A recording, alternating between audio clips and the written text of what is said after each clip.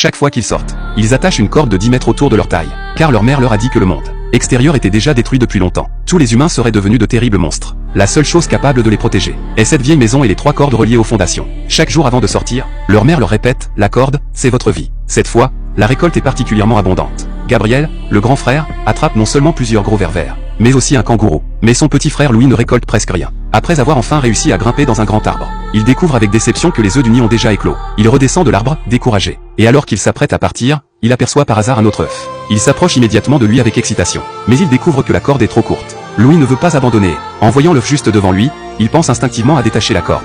Heureusement, Gabriel arrive à temps et l'arrête. Louis dit qu'en détachant la corde, il pourra prendre l'œuf. Mais Gabriel l'avertit que cela pourrait être un piège posé par un monstre. Puis il prend son sifflet pour appeler leur mère. Louis est obligé d'abandonner. Cette situation se répète à chaque fois. Louis a plus d'une fois douté des paroles de sa mère. Peut-être que le monde n'a jamais été détruit, car ils n'ont jamais vu de monstre. Seule leur mère en a vu. Et le fait que Gabriel la croit complètement énerve encore plus Louis. Alors qu'il rentre chez eux, la voix de Gabriel résonne soudainement aux oreilles de Louis. Cela déclenche immédiatement sa colère. Il arrête Gabriel et lui demande « Qu'est-ce que tu viens de dire ?» Gabriel répond qu'il n'a rien dit. Furieux, Louis pose un pied sur la corde de Gabriel.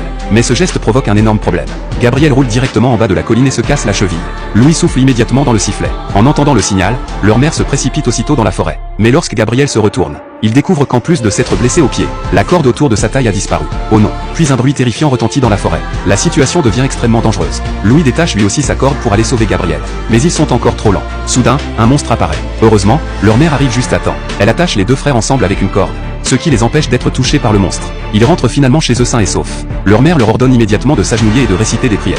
Après avoir vérifié qu'ils ne sont pas possédés par un monstre, elle range soigneusement son couteau. Très vite, leurs réserves de nourriture sont épuisées. Pour résoudre la crise alimentaire, leur mère prend une décision difficile, manger leur chien de compagnie. Louis s'y oppose immédiatement, car il considère depuis longtemps ce chien comme un membre de la famille.